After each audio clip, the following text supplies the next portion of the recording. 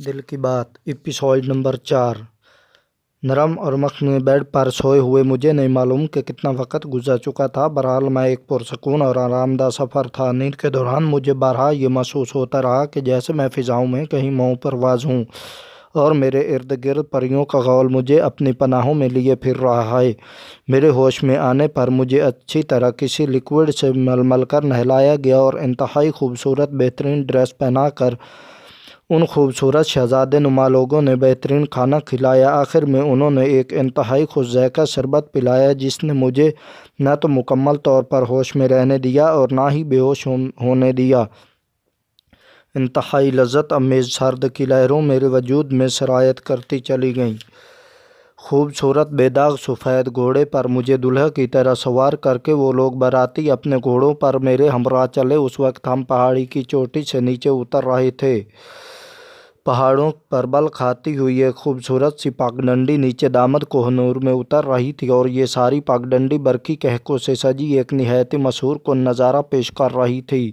میں نے اوپر پہاڑ کی طرف نظر اٹھائی تو دیکھا کہ پورا پہاڑ مختلف قسم کے رنگ برنگی روشنیوں سے سجا ہوا تھا اور انتہائی حیرت کی بات یہ ہے کہ یہ روشنیاں بغیر کسی بجلی کنیکشن کے ہر سو اپنا اجالا پھیلا رہی تھیں۔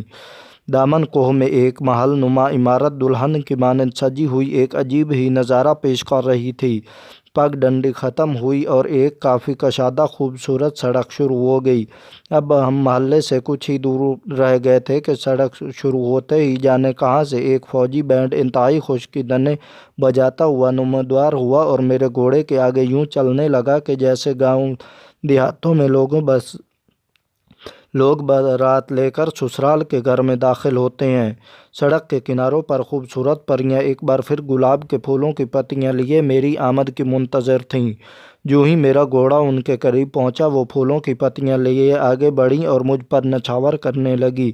فوجی بینڈ لگتا تو آرمی کا ہی تھا۔ اب پتہ نہیں وہ واقعی آرمی کے لوگ تھے یا پھر وہ بھی پریوں اور سارے سیٹ اپ کی طرح کوئی کرشمہ ہی تھا۔ آج میری دماغی حالت پہلے سے کافی بہتر تھی۔ اس میں شاید میری بھرپور نیند کا دخل تھا یا پھر اس شربت کا جو انہوں نے مجھے کھانے کے بعد پلایا تھا۔ ایک ہلکا سا خمار آلود سرور جو میرے وجود میں نشے کی مانند سرایت کر چکا تھا اس چیز نے ہر چیز سے بیگانہ سا کر کے رکھ دیا تھا۔ مجھے ارد گرد کی ہر چیز ہی انتہائی خوبصورت اور دلکش لگ رہی تھی۔ اب یہ میرا حسن نظر تھا یا واقعی اس میں کوئی حقیقت بھی تھی؟ برگد کے تلے شروع ہو کر یہاں تک پہنچ جانے والے اس عمل کی مجھے ابھی تک کوئی سمجھ نہیں آ رہی تھی، مگر جانے کیوں مجھے یہ سب اچھا لگ رہا تھا۔ اگر یہ سب جھوٹ تھا تو بھی میں اس سے باہر نہیں نکلنا چاہتا تھا اور پھر حقیقت کی دنیا میں میرے لیے رکھا ہی کیا تھا؟ اپنے خاندان اور شبوں کے نشر چبوتے نیزے مارتی یادوں کے سوا اس راکھ کے ڈھیر میں بھی کیا تھا جس سے میں پچھلے 2 سالوں سے چمٹا ہوا تھا؟ اب کم از کم جھوٹ ہی سہی ایک آس تو بندھی تھی اور میں اس آس کے آخری کنارے تک پر امید ہو کر چلنا چاہتا تھا۔ میں یہ سوچنا ہی نہیں چاہتا تھا کہ چیک کروں کہ کہیں یہ خواب تو نہیں جو میں دیکھ رہا ہوں۔ اگر یہ خواب بھی تھا تو میں اس میں کہیں گم ہو کر موت کی وادی میں اتر جانا چاہتا تھا۔ شبوں کے بن اب مجھے بھی جی کر بھی کیا کرنا تھا؟ آہستہ آہستہ جانے کہاں سے لوگ فوجی بینڈ کے آگے رقص کرنے کے لیے جمع ہوتے جا رہے تھے اور یہ رقص اتنا بھرپور، شاندار اور دل کو مو لینے والا تھا کہ جس نے میرے دل کے تاروں کو بھی ہلا کر رکھ دیا۔ بے اختیار میرا جی چاہا کہ میں گھوڑے سے اتروں اور خود اس رقص کا حصہ بن جاؤں۔ بے اختیار میں اپنے گھوڑے کی لگام کھینچی۔ گھوڑا یکدم رکا۔ میں نے رکاب سے پاؤں نکالنا چاہے مگر اس وقت مجھے پتہ چلا کہ میرے پاؤں تو انتہائی خوبصورتی سے رکاب کے ساتھ بندھے ہوئے تھے۔ مایوسی سے میں نے ارد گرد دیکھا اور ایک دفعہ پھر مجھے شبوں سے کیا گیا وعدہ یاد آیا کہ مجھے ہر حال میں ان لوگوں سے تعاون کرنا تھا۔ جلد ہی ہم مین گیٹ سے اندر داخل ہوئے اور ایک دم مجھے یوں لگا جیسے ہی میں جیتے جی جنت میں داخل ہو گیا ہوں۔ یہاں پر میری نظروں نے وہ دو نظارے دیکھے جس کی دنیا میں کہیں مثال نہیں ملتی۔ قطاروں میں پھولوں کی کیاریوں سے لے کر سبزے کی خوبصورت نظاروں پہ جا بجا لگے پانی کے خوبصورت آبشار نما فواروں نے محل کے حسن کو 4 چاند لگا دیے تھے۔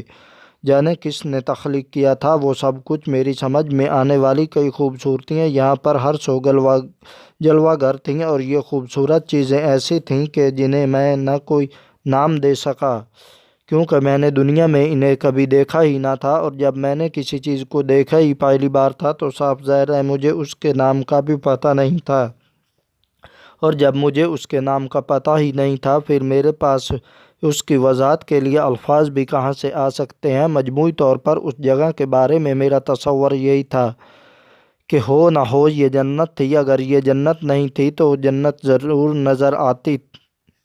ایک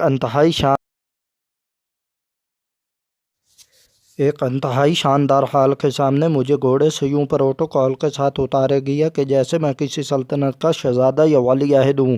مختلف لوگوں سے میرا تعارف کروایا گیا، اور یہ تعارف بھی انتہائی انوکھا اور حیران کن تھا۔ ایک انتہائی خوبصورت پری جس کی شکل کافی حد تک شبو سے ملتی جلتی تھی، اس کے بارے میں مجھے بتایا گیا کہ یہ شبو کی والدہ ہیں، اور اسی طرح ایک خوبصورت جوان کے بارے میں بتایا گیا کہ یہ شخص شبو کے والد محترم ہیں، مگر یہ میرے تائی ماں اور تایا ابو قطع نہیں تھے۔ جانے کیا معاملہ تھا، اور یہ سب سے بڑھ کر شبو اب تک مجھے کہیں دکھائی نہیں دے رہی تھی۔ وہ کہاں تھی جو اس سارے فسانے کی شروعات تھی؟ اس طرح شبو کے کئی رشتہ داروں سے مجھے ملایا گیا۔ میں انتہائی حیرانی کے عالم میں ان سب سے ملتا جا رہا تھا، اور دل میں سوچتا رہا یہ سب کیسے ممکن ہے؟ اور پھر میں نے سوچا کہ جہاں اتنی حیرتوں کے پہاڑ ٹوٹے ہیں وہاں یہ بھی صحیح، اور پھر مجھے شاید اس لیے تو شبو نے سختی سے زبان بندی کا حکم دیا تھا، شاید وہ کہیں دلہن بنی بیٹھی میری منتظر ہو۔ بارہا مجھے لگ رہا تھا جیسے ایک خواب ہے یا میرے تصور کا کوئی کرشمہ، مگر جب میں حقائق کو سامنے دیکھتا تو میرا دل کہتا کہ نہیں، یہ ایک حقیقت ہے۔ اس سچ و پنج کے درمیان لٹکتا میرا ذہن مختلف خیالات کی اماجگاہ بن چکا تھا۔ حال میں صدارتی کرسی پر پراجمان میں سبھی کی آنکھوں کا تارا بنا ہوا تھا۔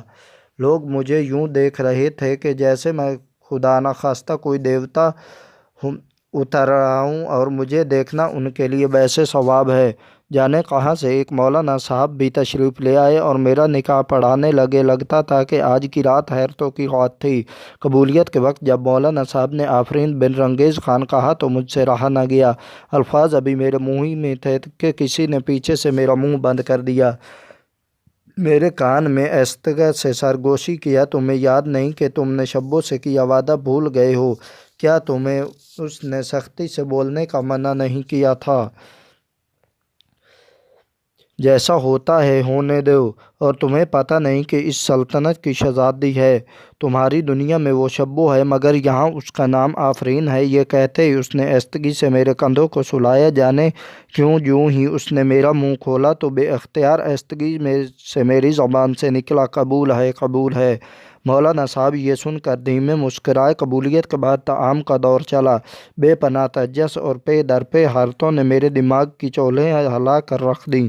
یہ سب کچھ جو میرے ساتھ ہو چکا تھا قطعاً عقل کے خانے میں نہیں آتا تھا، مگر یوں ہو چکا تھا۔ جہاں تک میرے یقین کی بات ہے تو مجھے تو یہ سب سچ ہی محسوس ہو رہا تھا۔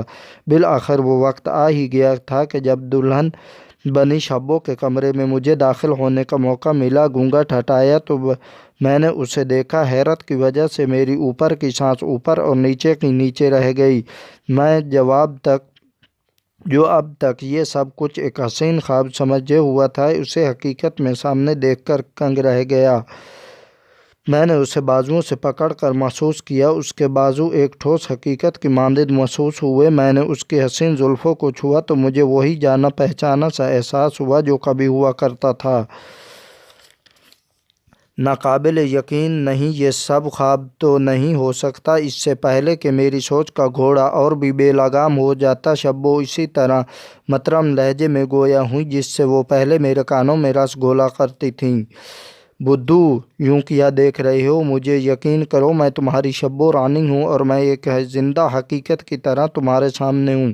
اتنی جلدی مجھے بھول گئے ہو؟ کیا آؤ گے؟ آگے بڑھو اور مجھے اپنی باہوں میں لے لو۔ تم کیا جانو تمہارے بن یہ عرصہ کیسے میں نے گزارا ہے؟ ایک پل میں ہزاروں اور کروڑوں بار جیتی اور مرتی رہی ہوں۔ تمہارے بن تم آج آئے بھی ہو تو اجنبیوں کی طرح مجھے پہچاننے کی کوشش کر رہے ہو۔ کیا تم میرے وجود سے پھوٹتی اس پیار کی مہکار محسوس نہیں ہو رہی؟ بولو نا میری جان، میری روح، کہاں کھوئے ہوئے ہو تم آخر؟ یہ کہتے وہ اٹھ کر کھڑی ہو گئی اور اس سے پہلے کہ میں کچھ سمجھتا اس نے اپنی باہوں میں بھر لیا۔ ہم دونوں جب جانے کب ایک دوسرے کے لیے ترسے ہوئے تھے۔ صحرا کی سستی سلگتی ریت پر بارش کھل کے برسی الفاظ اپنے معنی کھونے لگے۔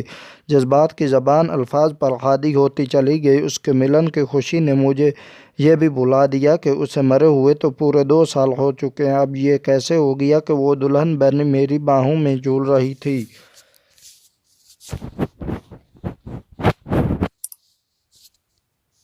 دوسرے دن پہاڑوں میں خوش رنگ دھوپ نکل آئی۔